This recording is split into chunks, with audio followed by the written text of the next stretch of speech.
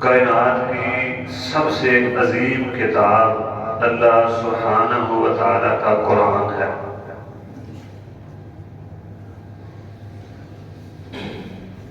جس کے لیے کوئی اور اعزاز نہ بھی ہوتا تو یہ اعزاز ہی کافی تھا کہ وہ اللہ تعالیٰ کا کلام ہے۔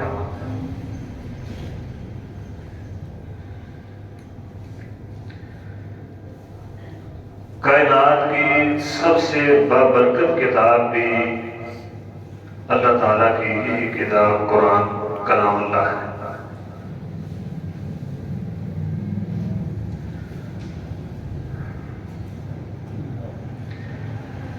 یہ ایسی عظیم کتاب ہے کہ جو شخص اس کتاب کے علم کو حاصل کرنے کے لیے نکل پڑتا ہے، اللہ سبحانہ و تعالی اس کے قدموں کو پھر زمین پر نہیں بلکہ اپنے نوری فرشتوں کے پروں پر لے جاتے ہیں۔ فرشتوں کو حکم ہوتا ہے کہ میرے اس بندے کے قدموں کے نیچے اپنے نوری پر بچھالو، اس کے قدم اب زمین پر نہیں لگنے چاہیے۔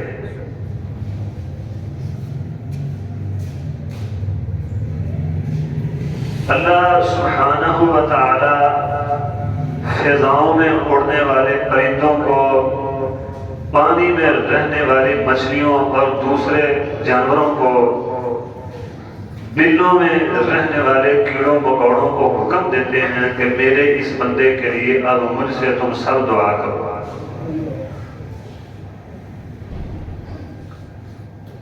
کوئی اور کتاب کو یہ اعزاز حاصل نہیں ہے۔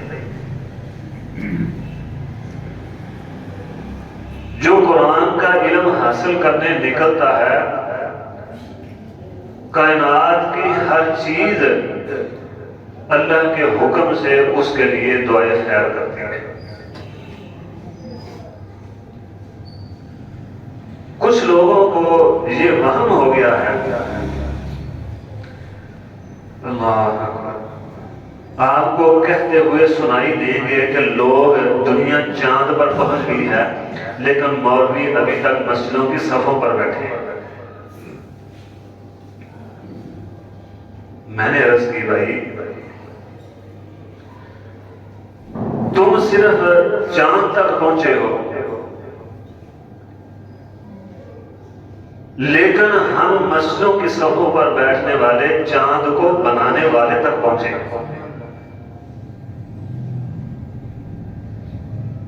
تم 2 4 5 10 چاند تک پہنچے ہو، لیکن ہم اپنے ساتھ ہر اس شخص کو چاند کو بنانے والے تک لے کر گئے ہیں جو ہمارے پاس آ گیا، جس نے ہمارے ساتھ تعلق بنا لیا ہے۔ ہم نے اس کو زمین کے خاکی فرش سے اٹھا کر سدرۃ المنتہا تک پہنچایا، اس سے آگے عرش عظیم کے مالک کی پہچان کروائی ہے، پھر اسے مالک کی توفیق سے اس کے حقیقی گھر جنت تک پہنچایا۔ تم صرف چاند تک کی بات کرتے ہو، تم تو ایک دو کو لے کر گئے ہو، ہم تو پوری امت کو لے کر جانے کی تیاری میں ہیں۔ لا تعداد کو پہنچا دیا ہے، لا تعداد پہنچائیں گے انشاءاللہ۔ یہ اعزاز ہے قرآن کا۔ اللہ اکبر کبیرہ۔ پھر میں نے عرض کی بھائی آؤ تمہیں بتاؤں کہ قرآن کا اعزاز کیا ہے۔ یہ وہ علم ہے، قرآن کا علم، جو اللہ تعالیٰ نے جبریل امین علیہ السلام کے ذریعے دنیا تک پہنچایا ہے۔ یہ وحی والا علم ہے، یہ ایسا عظیم علم ہے قرآن کا علم، جس نے ماں، بیٹی، بہن اور بیوی کی تمیز سکھائی ہے۔ اور تیرے جو چاند والے ہیں نہ ماں کی تمیز ہے، نہ بیٹی کی تمیز ہے، نہ بہن کی تمیز ہے، ان سے نہ محترم رشتے بچ سکے ہیں، نہ اپنوں کی عزتوں کا دفاع ہو سکا ہے۔ اور ایک قرآن والا تجھے پوری امت کی عورتوں کی عزتوں کو بچاتے ہوئے دفاع کرتے ہوئے نظر آئے گا، ایک قرآن والا۔ قرآن کا علم وہ علم ہے جس نے انسان کو انسانیت سکھائی ہے، اور تیرے چاند والوں کی انسانیت چل تجھے کشمیر میں جا کے دکھاتا ہوں، تیرے چاند والوں کی انسانیت چلا میرے ساتھ، تجھے فلسطین میں جا کے دکھاتا ہوں۔ اللہ اکبر کبیرہ، آج تجھے دکھاؤں تیرے چاند والوں کی انسانیت، ہالووین جو فیسٹیول ہے اس میں جا کر، کہ وہی جو چاند پر پہنچے ہیں انہیں اپنے انسان ہونے پر بھی شرمندگی ہو رہی ہے۔ کوئی کتا بنا ہوا ہے، کوئی سور بنا ہوا ہے، کوئی بلا بنا ہوا ہے، کوئی بھوت بنا ہوا ہے، کسی نے کوئی شکل اختیار کی ہے، انسانیت بھی ان کو قبول نہیں ہے۔ اور میرے قرآن والے انہیں اپنے انسان ہونے پر بھی فخر ہے۔ صاحب قرآن ہونا تو بڑی بلند شان ہے۔ میرے قرآن نے مجھے سکھایا ہے کہ تو اشرف المخلوقات ہے۔ اللہ اکبر کبیرہ، میرے قرآن نے مجھے حیا سکھائی ہے۔ چلا تجھے مسجد وزیر خان میں لے کر چلتا ہوں، اور وہاں تجھے تیرے سائنس اور ٹیکنالوجی کے وزراء کو کنجریوں کی طرح اسی مسجد کی صفوں پر ناچتے ہوئے دکھاتا ہوں۔ یہ حیا تجھے تیرے چاند والوں نے سکھایا، یہ تیری سائنس اور ٹیکنالوجی نے تجھے سکھایا۔ اور میرے قرآن والے جن کو میرے رب نے قرآن کا علم دے دیا ہے، چل تجھے کروڑوں دکھاتا ہوں کہ غیر محرموں کے سامنے اپنے نظریں جھکائے کھڑے ہوں گے۔ پوچھا تھا نا عدی بن حاتم کی، بعض روایات میں پھوپھی کو، بعض روایات میں بہن کو، کتاب عزت بھی بچا کے آئی ہے کہ نہیں؟ یہی قرآن والے تھے۔ اس نے کہا جو عزت میں نے ان کے پاس پائی ہے تیرے پاس نہیں ہو پائی۔ یہ قرآن نے سکھایا۔ چل تجھے مارچ کے مہینے میں مرکزی شہروں کی سڑکوں پر گھما کے لاتا ہوں، وہاں آزادی مارچ کرنے والی عورتیں اور ان کے نعرے سنا کر لاتا ہوں۔ پھر مجھے بتانا کہ تیری سائنس، تیری ٹیکنالوجی اور تیرے چاند نے تجھے کیا سکھایا۔ وہ مرد جو باپ، بھائی، خامد اور بیٹے کی صورت میں عورت کی عزت کے لیے، عورت کے آرام اور سکون کے لیے سب کچھ قربان کر دیتا ہے، اسی مرد سے آزادی مانگتی پھرتی تجھے دکھا کے لاتا ہوں، اور ان کا حیا بھی تجھے دکھا کے لاتا ہوں۔ میرے قرآن نے مجھے حیا اور ادب سکھایا ہے۔ میرے قرآن نے مجھے سکھایا ہے کہ بڑوں کے ساتھ بات کیسے کرنی ہے۔ چل تجھے تیرے چاند والوں کو دکھا کے لاؤں کہ وہ کیسے بات کرتے ہیں۔ میرے قرآن نے مجھے سکھایا اف ولا تنہرہما، یہ بوڑھے ہو جائیں تو قطع کلامی بڑی دور کی بات، ان کی کسی بات تک اف بھی نہیں کہنا۔ جب تجھے تیرے چاند والے اپنے ماں باپ کو اپنے ہاتھوں سے قتل کرتے دکھا کے لاتا ہوں۔ میرے قرآن نے مجھے سکھایا ہے کہ رزق تمہیں بھی اللہ دیتا ہے، تمہاری اولادوں کو بھی اللہ دیتا ہے۔ چل تجھے ماں کے رحموں میں تیرے چاند والے اپنی اولادیں قتل کرتے دکھا کے لاتا ہوں۔ یہ قرآن کا اعزاز ہے۔ یہ قرآن کی شان اور عظمت ہے. یہ فرق ہے چاند والوں اور قرآن والوں میں. اللہ اکبر کبیرہ. کوئی یہ نہ کہے یہ تو اوروں کی مثالیں ہیں، کچھ اپنا بھی تو بتاؤ نا، تم نے کیا کیا ہے؟ یہ ہم تو چلو چاند تک پہنچ گئے، کوئی دنیا میں کوئی جدید دنیا میں کوئی تمہارا بھی کردار ہو تو دکھاؤ. میں نے کہا چلا تجھے دکھاتا ہوں. ہمیاری کی صورت میں عرصہ حیات پر تحقیق کرنے والے کو دکھا کے لاتا ہوں اور کیمیا دان دکھا کے لاتا ہوں.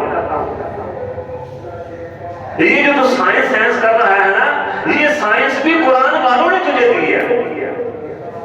یہ جو آج چاند پر پہنچ کر بڑا فخر سے چلتا ہے، یہ چاند پر پہنچانے کی بنیاد رکھنے والے بھی یہی قرآن والے تجھے نظر آئیں گے. چلا میں تجھے دکھاتا ہوں ابراہیم الفزاری کو ان میں فلکیات کا ماہر.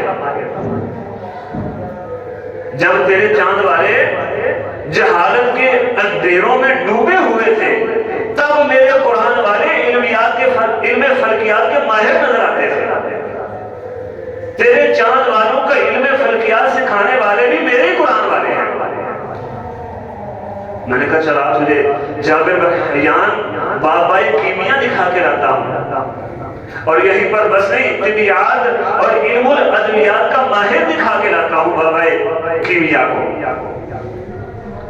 ذرا آگے چل، تجھے محمد الفزار ریاضی دان، فلکیات کا ماہر اور فلسفے کا ماہر دکھا کے لاتا ہوں.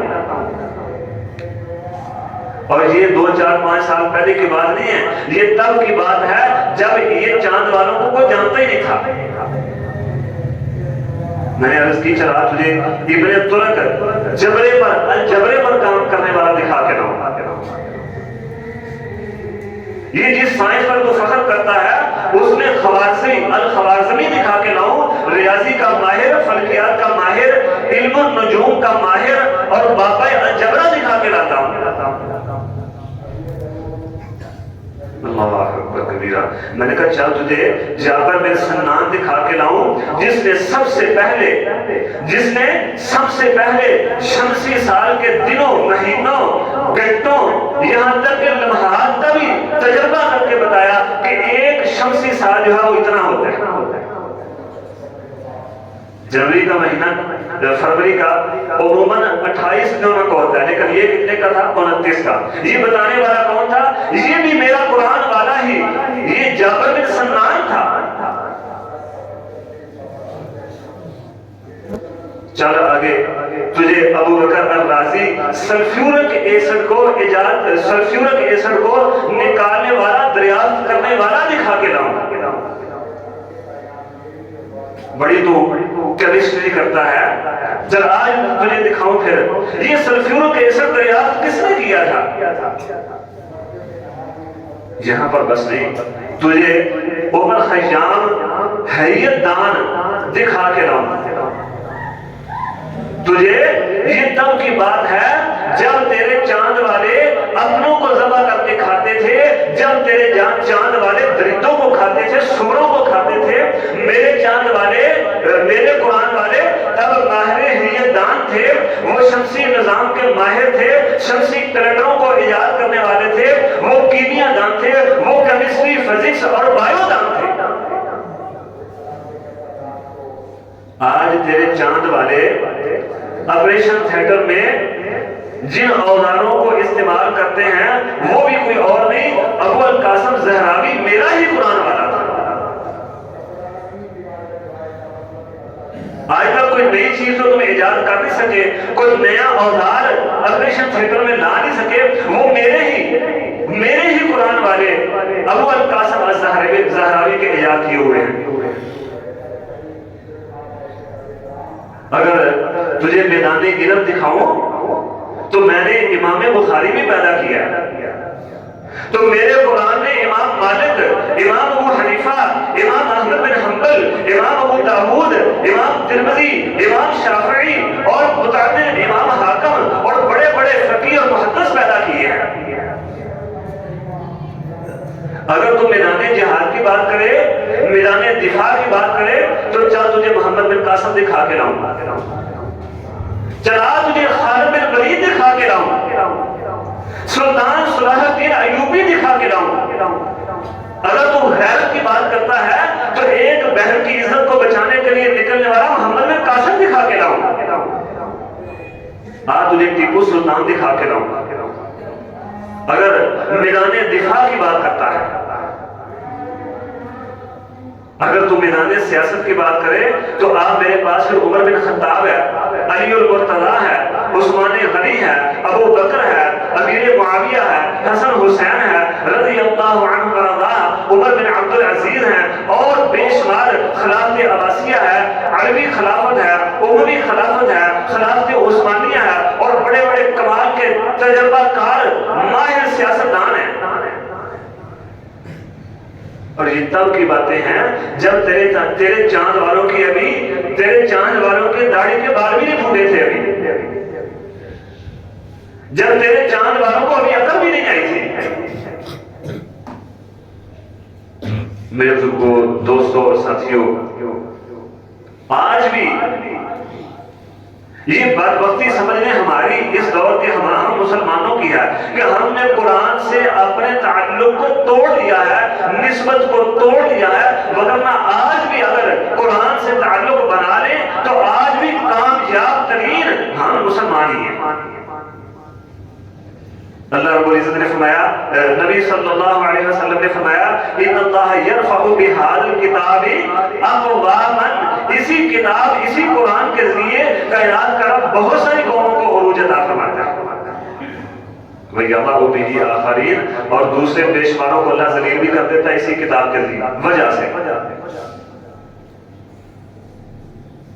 آج بھی ہم اپنا تعلق اس قرآن کے ساتھ مضبوط کرنے، قرآن کی طرف آئیں تو یہ قرآن آج بھی وہ کتاب ہے جو یہ اثر رکھتی ہے، آج بھی ہمیں عروج کی بلندیوں تک پہنچا سکتی ہے۔ ان اللہ یرفع بہذا الکتاب اقواما ویضع بہ آخرین، میدان احد ہے، میدان احد امام الانبیاء محمد الرسول اللہ صلی اللہ علیہ وسلم شہدائے احد کو دفن کرنے گئے، قبریں تیار کر لی ہیں، لحد تیار ہو گئی ہیں، فرمایا سب سے پہلے لاؤ اس کو جس کو قرآن زیادہ یاد تھا،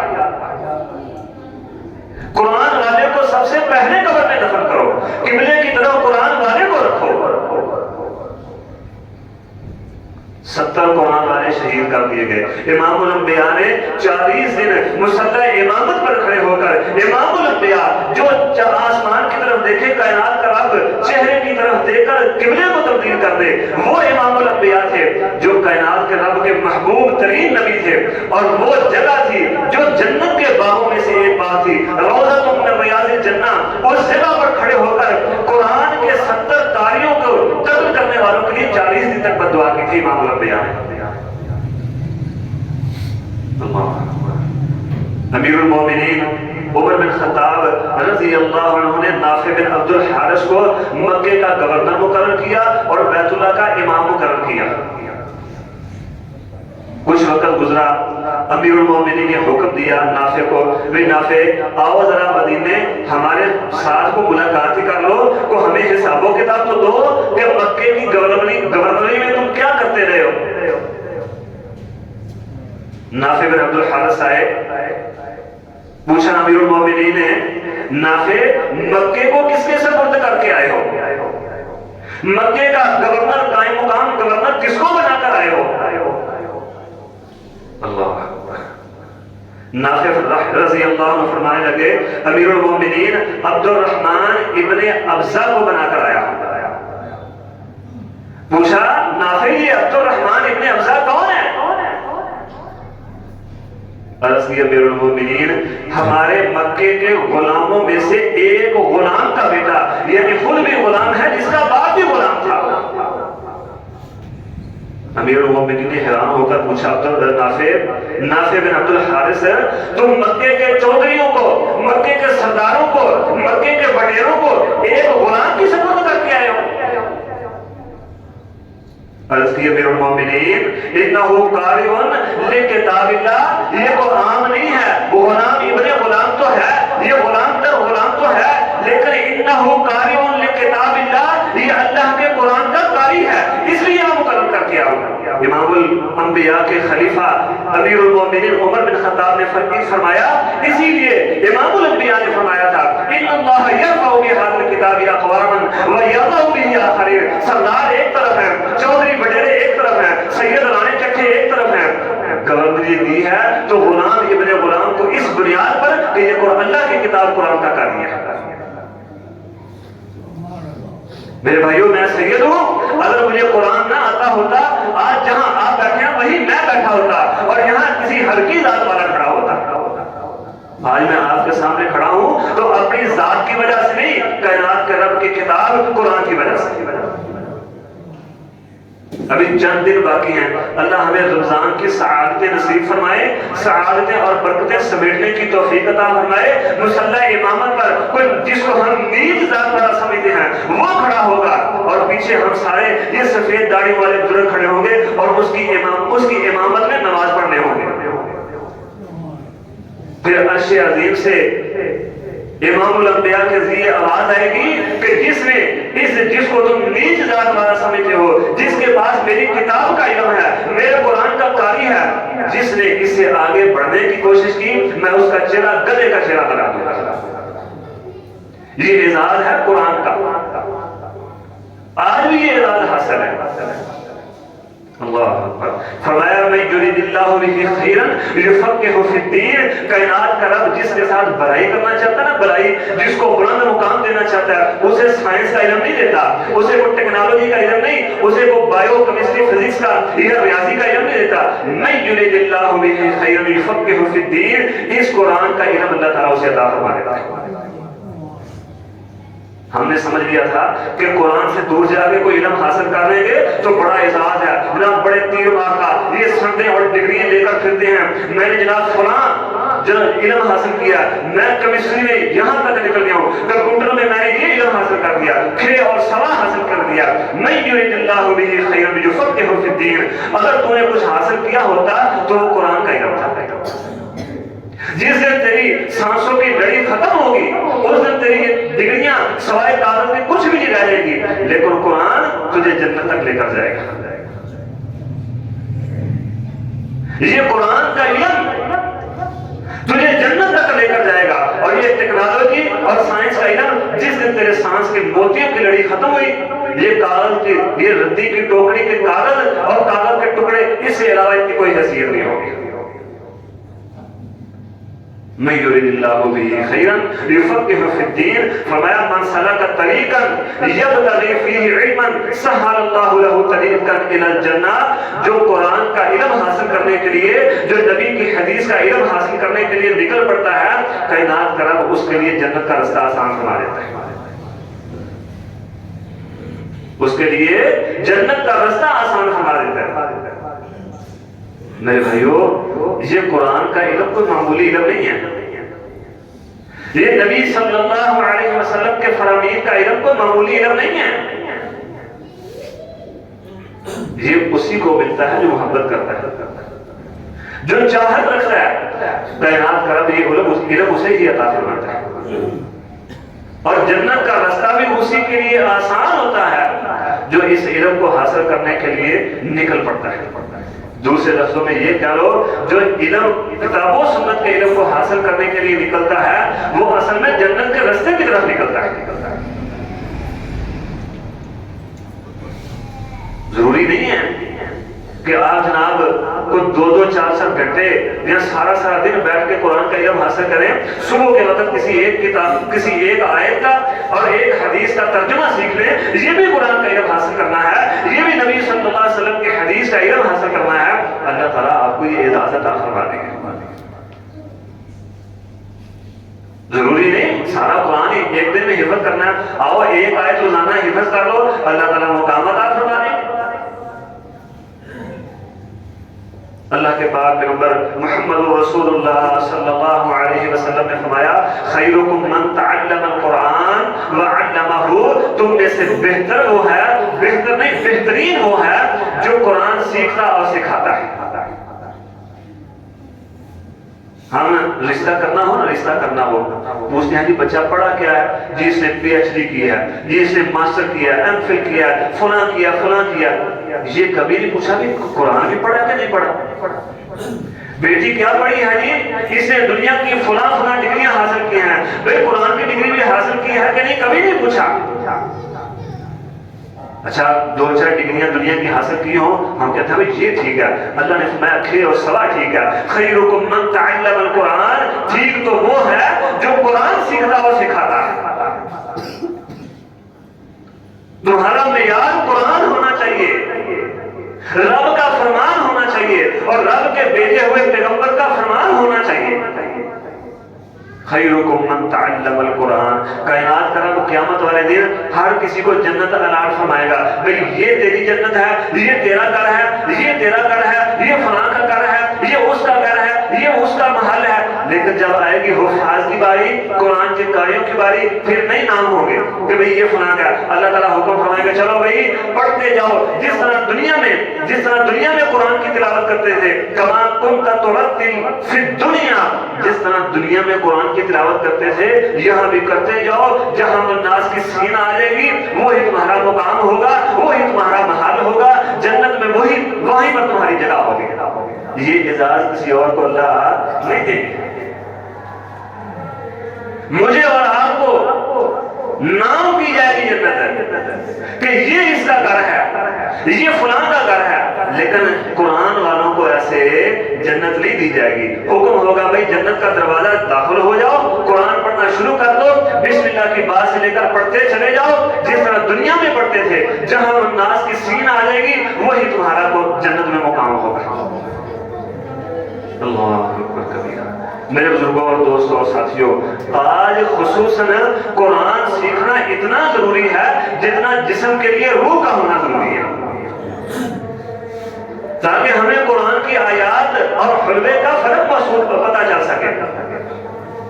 اور ویسے بھی اگر آپ نبی صلی اللہ علیہ وسلم کے فرامین کو دیکھیں تو کوئی انسان تب تک کامل ترین مسلمان نہیں ہو سکتا جب تک اسلام کی بنیادی باتوں کا علم حاصل نہیں کر لیتا۔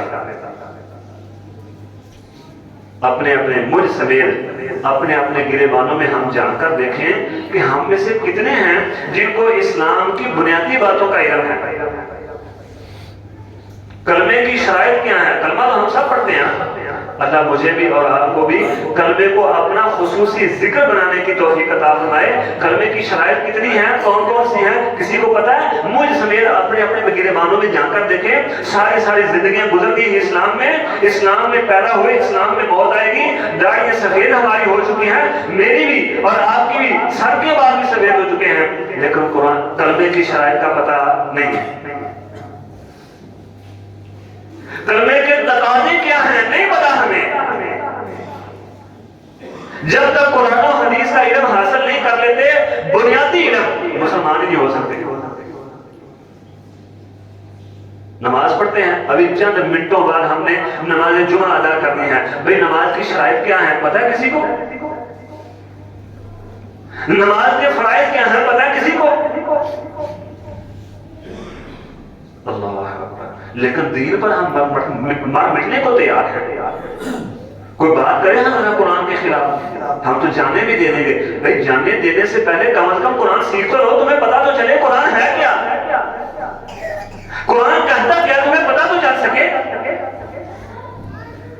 امام الانبیاء محمد الرسول اللہ صلی اللہ علیہ وسلم کے خلاف کوئی ایک حرف تو بڑی بات دور کی بات ہے، حرف کا ایک نقطہ کیا کہ جائے تو جائے کہاں، ہم جان نہیں دیں گے اپنے چہرے مہرے کو، اپنے لباس کو، اپنے اٹھنے بیٹھنے کو نبی صلی اللہ علیہ وسلم کی سنت کے مطابق بنا تو دو پہلے، سب سے بڑے استاد تو خود بنے بیٹھے ہو۔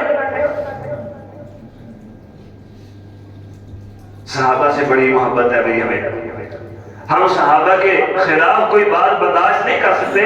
ذرا اپنے ایمان کو پھر صحابہ کے ایمان پر، اپنے کتاب و سنت کے ساتھ محبت کو، صحابہ کی محبت پر، اپنے علم کو صحابہ کے علم پر پڑھ کر تو دیکھو۔